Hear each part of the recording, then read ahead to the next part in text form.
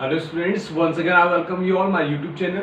Today I am here with class 11th accountancy, and as you know that we are doing chapter second and it's third lecture, and the chapter second is your basic accounting terms. We have discussed about many terms. Today I am here with some new accounting terms. Okay, so let's start. The first is here trade receivable. Trade receivable, in short we can say TR. उसको अगर आप divide करेंगे तो आप उसको TR भी लिख सकते हैं. TR, trade receivable. Okay, trade receivable equals to debtors plus BR. Debtors plus BR. Trade equals to debtors plus BR. Okay, तो जो ट्रेड रिसीवेबल है डेटर्स और BR का सम जो होता है उसे हम क्या बोलते हैं? TR बोलते हैं, या हम ये भी बोल सकते हैं डेटर्स और BR मिलकर क्या बनाते हैं? आपका TR बनाते हैं. डेटर्स मीन्स होता है देनदार, जिन्होंने आपका पैसा देना है. ठीक है. BR का मतलब होता है बिल्स रिसीवेबल. अभी डिफाइन करूंगा इसको मैं. ठीक है, तो चलो साथ साथ डिफाइन कर ही देता हूँ मैं. बिल्स रिसीवेबल क्या होता है? अभी आपके पास चैप्टर पूरा आएगा बिल ऑफ एक्सचेंज का.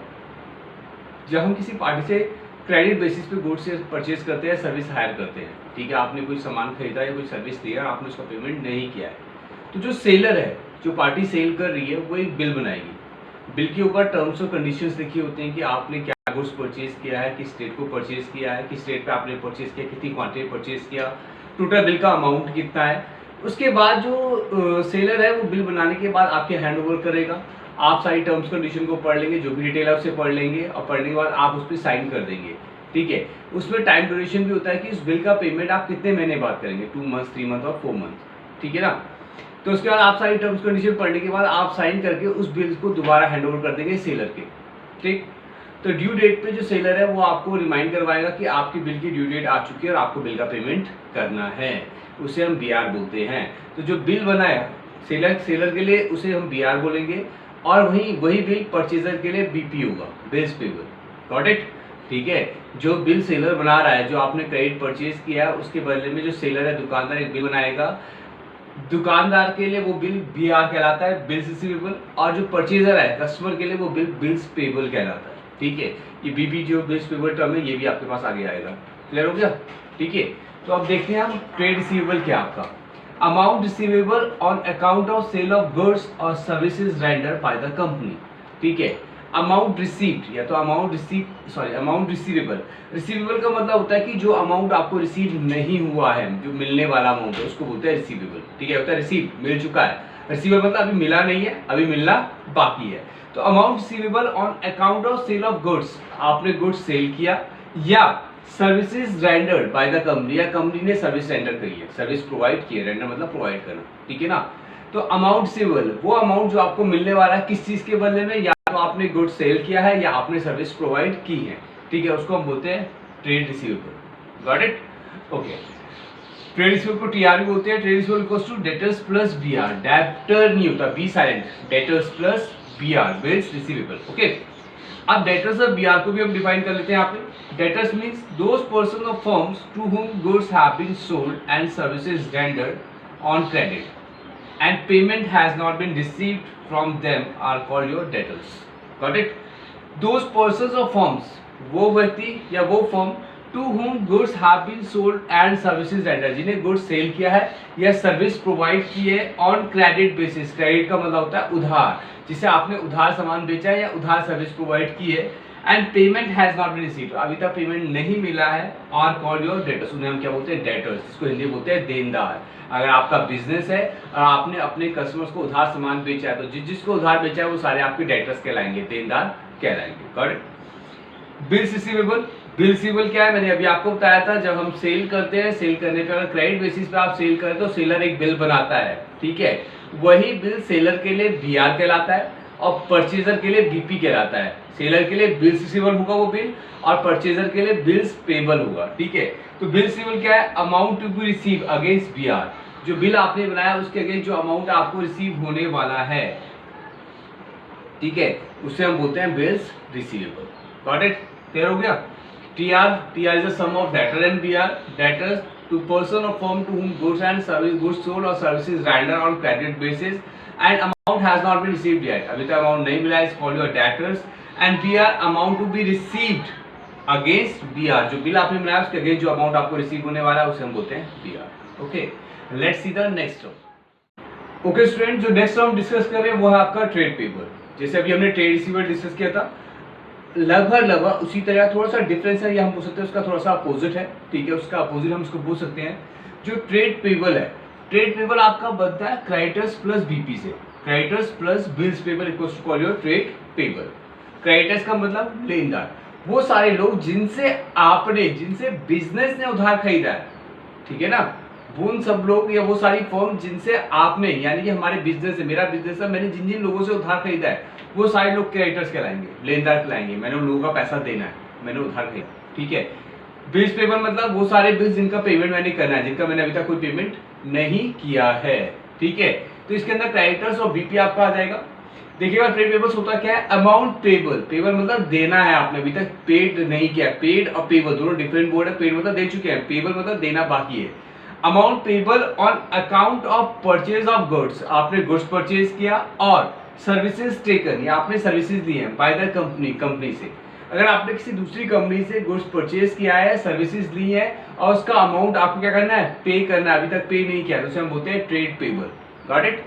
समझ गए कि अगर आपने किसी कंपनी से गुड्स लिया है या सर्विसेज हायर की और आपने अभी तक उसका पेमेंट नहीं किया है, तो it's called your trade payable.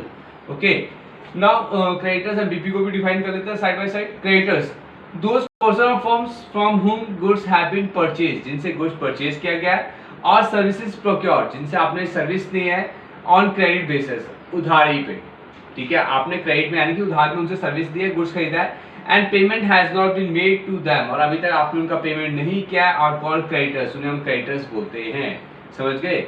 आपका बिजनेस है, आपने जिन जिन लोगों से या जिस फर्म से या कंपनी से उधार खरीदा है, सामान उधार खरीदा है या सर्विस ली है, और अभी तक आपने उनका पेमेंट नहीं किया है, तो आप उन सब वो सब आपके क्या कहलाएंगे, क्रेडिटर्स कहलाएंगे। वो आपके लेनदार कहलाएंगे कि उन्होंने आपसे पेमेंट लेना है। ठीक है, bills payable, amount payable against the bills, वो सारे बिल्स जो आपके पास है क्रेडिट के, कि आपने क्रेडिट बेसिस पे परचेज किया था और जो सेलर है उसने बिल्स बनाए हैं, तो वो सारे बिल्स जिनका अमाउंट आपको क्या करना है, पे करना है, payable, are called your bills payable. उन्हें हम क्या बोलेंगे, बिल्स पेबल बोलेंगे। ठीक है ना, amount payable against the bills, bills के अगेंस्ट जो आपको पेमेंट करना है, किसको, टू द क्रेडिटर्स, लेनदारों को, is called your bills payable. Okay, got it?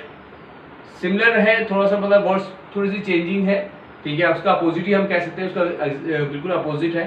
तो आपको अगर आप एक भी दिमाग में उठा लेते हैं, दूसरे को आपको समझने की प्रॉब्लम नहीं होगी। ठीक है ना, बीपी क्या, मैंने अभी बताया था कि बिल एक ही होता है, पर सेलर के लिए वो बिल्स बीआर होता है, बिल्स रिसीवेबल होता है, और परचेजर जो दूसरी पार्टी है, परचेजर है, उसके लिए वो बिल्स पेबल होता है। बिल एक ही होता है, दो नहीं होते, बीआर या बीपी अलग अलग होगा ऐसा नहीं होगा, बिल एक ही होता है, एक ही टाइप पे बनता है। सेलर उसे बनाता है, सेलर के लिए वो बिल्स रिसीवेबल है क्योंकि उसको उस बिल का पेमेंट मिलना है, और परचेजर के लिए वही बिल्स पेबल है क्योंकि उसको उस बिल का पेमेंट करना है। Okay, let's see the next term. Students, तो जो नेक्स्ट टर्म है अब हम डिस्कस करने जा रहे हैं वो है आपका सेल। सेल का मतलब होता है बेचना। सुना होगा आपने, 7th 8th में आपका चैप्टर होता है कॉस्ट का, इसमें कॉस्ट प्राइस, सेलिंग प्राइस काफ़ी पढ़ा होगा आपने। तो सेल्स का मतलब क्या होता है, बेचना। जो गुड्स हम सर्विस हम प्रोड्यूस कर रहे हैं उसे सेल करना। ठीक है, it means transfer of ownership of goods और services to customers for a price. समझ में आया? It means transfer of ownership. Ownership का होता है मालिकाना हक। अभी उसके मालिक आप हैं, जब आप सेल कर देंगे तो मालिक कोई और बन जाएगा। मेरा मकान था, मैंने किसी को बेच दिया, ठीक है, पहले ऑनर मैं था, ऑनर कोई और हो जाएगा, तो इसके बदले मैंने अमाउंट चार्ज कर दिया। ठीक है ना, in the same way it means transfer of ownership of goods. जो गुड्स हैं जो अभी तक आपके बिजनेस में थे, उनका ऑनरशिप क्या कर देना, ट्रांसफर कर देना। अभी तक आप मालिक थे, फिर मालिक कोई और होगा। और सर्विसेज, या जो सर्विस आप प्रोवाइड कर रहे हैं उन सर्विसेज को क्या कर देना, ऑनरशिप ट्रांसफर कर देना टू कस्टमर्स। किसको, कस्टमर्स को, फॉर अ प्राइस, जिसके बदले में आप क्या लेंगे, प्राइस लेंगे। आपने 1 लाख का गुड सेल कर दिया, ठीक है, आपके पास 1 लाख का गुड था, आपने एक कस्टमर मिला, ठीक है, उसने कहा मुझे गुड्स चाहिए, आपने गुड्स उसको 1 लाख में सेल कर दिया, आपको 1 लाख पीस मिल गए। जब आपको 1 लाख पीस मिल गए तो 1 लाख पीस मिलने के बाद आप उस गुड्स के मालिक नहीं कहलाएंगे।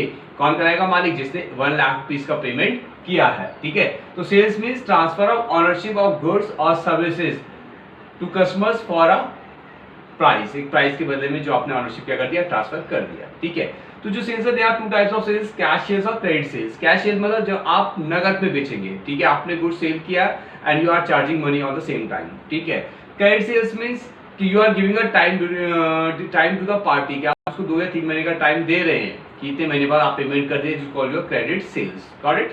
तो कैश सेल्स मीन्स जो आप सेल कर रहे हैं और on the spot you want payment, उसी टाइम आपको पेमेंट चाहिए, उसे हम कैश सेल बोलेंगे। क्रेडिट सेल में कि आपने सेल कर दिया, पेमेंट नहीं आया, you are giving time to the party, is called your credit sales. Okay, next है सेल्स रिटर्न। सेल मतलब बेचना, सेल्स रिटर्न जो आपने बेचा वो वापस आ गया, ठीक है, उसे हम बोलते हैं sales return. Some customers might return the goods sold to them, कुछ कस्टमर्स हैं जो गुड्स को रिटर्न कर सकते हैं जो उन्हें बेचा गया है, these are called term as sales return, उसे हम सेल्स रिटर्न बोलते हैं। और रिटर्न्स इनवर्ड या रिटर्न इनवर्ड्स भी बोलते हैं, ठीक है। कई बार बताया ना, हमने सेल किया, आपने सपोज राम को 1 लाख रुपीज का गुड सेल किया, ठीक है, जो 1 लाख रुपीज का गुड सेल किया, जो गुड्स आपने सेल किया था उसमें कुछ गुड्स डिफेक्टिव था या कुछ गुड्स ऐसा था जो इंस्ट्रक्शन के अकॉर्डिंग नहीं था, एज पर ऑर्डर नहीं था, तो उस कंडीशन में जो आपका कस्टमर है वो गुड्स को रिटर्न कर सकता है, ठीक है ना। अगर डैमेज हो गया, टूट फूट हो गई है, या जो उसने बताया था उसके अकॉर्डिंग स्पेसिफिक ऑर्डर के अकॉर्डिंग गुड्स की सप्लाई नहीं हुई, डिलीवरी नहीं हुई है, तो गुड्स को रिटर्न कर सकता है, उसे हम क्या बोलेंगे, sales return.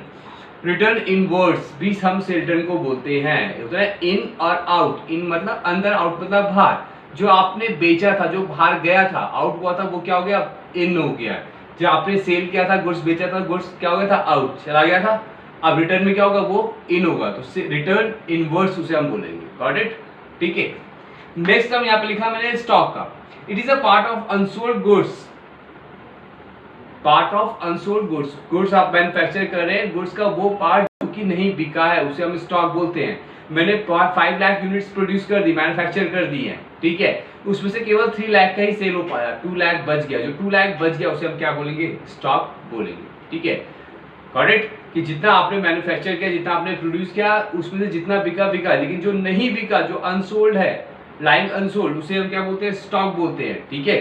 And there are 2 types of stock, opening stock and closing stock. Opening stock means stock lying unsold in the beginning of the year, साल के स्टार्टिंग में जो गुड्स बिना बिका हुआ बचा हुआ है आपके पास, उसे हम ओपनिंग स्टॉक बोलते हैं, यानी कि 1 अप्रैल को, ठीक है ना।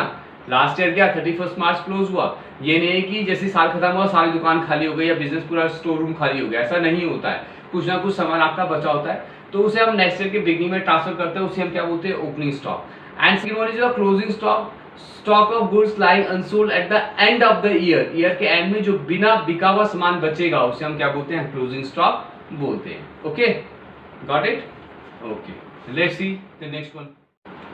ओके स्टूडेंट्स, जो नेक्स्ट आपका टर्म्स है वो है आपका voucher and goods and service tax. These are the last topics of today's lecture. Okay, तो पहला इसमें क्या है आपका वाउचर, ठीक है। वाउचर क्या होता है, बिल्कुल नया टर्म है, आपने नहीं सुना होगा, या जो फैमिली, जो स्टूडेंट्स बिजनेस बैकग्राउंड से होंगे यहाँ पे, जिनका फैमिली बिजनेस होगा वो जानते भी होंगे इसके बारे में। तो वाउचर क्या होता है, it is known as the evidence, एक एविडेंस की तरह से जाना जाता है in support of a transaction, जो किसके सपोर्ट में होता है, ट्रांजेक्शन के सपोर्ट में, जो भी ट्रांजेक्शन आपने किया है, जो भी लेन देन आपने किया है, उसके सपोर्ट में एक एविडेंस होता है, उस एविडेंस को हम बोलते हैं वाउचर, ठीक है। A separate voucher is prepared for each transaction, जितनी भी ट्रांजेक्शन होगी उन सब के लिए सेपरेट वाउचर बनाए जाएंगे। Got it? तो वाउचर क्या आपका एक पेपर होता है, पीस ऑफ पेपर होता है, ठीक है, जिसपे जो कंपनी फर्म है, बिजनेस है, वो अपने नाम से उसे प्रिंट करवाती है, ठीक है। जो भी ट्रांजेक्शन होगी, हर एक ट्रांजेक्शन के लिए एक वाउचर बना दिया जाएगा, चाहे वो कैश में है या अदर है, ठीक है। जो भी एक्सपेंसेस है उनके लिए, ठीक है, जो भी पेमेंट्स आप करें उन सबके लिए आप अलग अलग वाउचर बना लेंगे। ये सारे वाउचर्स एक एविडेंस का काम करेंगे कि जिसके बेसिस पे आप एंट्रीज करेंगे, और एंट्रीज करते टाइम जब आपकी कंपनी का ऑडिट किया जाएगा तो उस टाइम पे वो जो भी सीए है, ऑडिटर है, वो आपसे एविडेंस मांगेगा कि आपने ट्रांजेक्शन किया तो उसका क्या एविडेंस है, ठीक है। तो ये वाउचर वहाँ पे क्या है, एक एविडेंस का काम करते हैं, ठीक है, प्रूफ का काम करते हैं। तो जितनी भी ट्रांजेक्शन होती है उनके लिए अलग अलग सेपरेट वाउचर्स प्रिपेयर कराते हैं।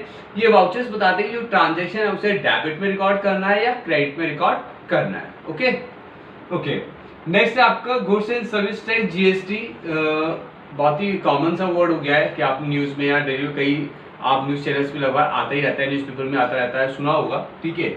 GST, goods and service tax, generally क्या हो रहा है आजकल डेट पे, आप मार्केट जाएंगे ना, आप बोलेंगे भैया इतना महंगा, तो बोलेगा जीएसटी लगाया है, ठीक है, और उसके बाद आप उससे कोई भी आर्ग्यूमेंट नहीं करते हैं, ठीक है ना। तो जितने बिजनेसमैन हैं उन्होंने सिंपल सा वर्ड सीख लिया कि जीएसटी, कोई चीज़ें बोलो कि इतनी महंगी क्यों है तो बोलते हैं जीएसटी। तो एक्चुअल में जितने भी कंज्यूमर्स हैं, हमें भी एक्चुअल में इसका नॉलेज नहीं है कि इसके ऊपर जीएसटी है या नहीं है, या कितना परसेंट जीएसटी है, कितना परसेंट उसके ऊपर चार्ज कर रहा है। ठीक है, चलिए ये तो बहुत लंबी चौड़ी बात है, इसे बाद में डिस्कस करेंगे। अभी हम देख रहे हैं जीएसटी है क्या। ठीक है, all the indirect taxes like excise duty, sale tax, VAT, service tax etcetera, जितने भी इनडायरेक्ट टैक्सेस थे जिनके नेम मैंने यहाँ पे लिखे हैं या इसके अलावा और भी हो सकते हैं, ठीक है, have been merged into a single tax known as GST. इन सारे टैक्सेस को मर्ज कर दिया गया एक सिंगल टैक्स में, उसे ही हम जीएसटी बोलते हैं, जिसका फुल फॉर्म है गुड्स एंड सर्विस टैक्स। ठीक है ना, तो पहले हमें बहुत सारे इनडायरेक्ट टैक्सेस पे करने पड़ते थे, उन सारे इनडायरेक्ट टैक्सेस को खत्म कर दिया गया, या हम बोल सकते हैं उन्हें मर्ज कर दिया गया, और उसके बदले में एक टैक्स, एक common tax, one nation one tax की पॉलिसी के बेस पे कॉमन टैक्स लेके आ गया, जिसे हम गुड्स एंड सर्विस टैक्स बोलते हैं। ठीक है, आप जब भी गुड्स परचेज करेंगे तो you will pay GST at the time of purchase of goods. Goods purchase करते टाइम में आपको जीएसटी पे करना है।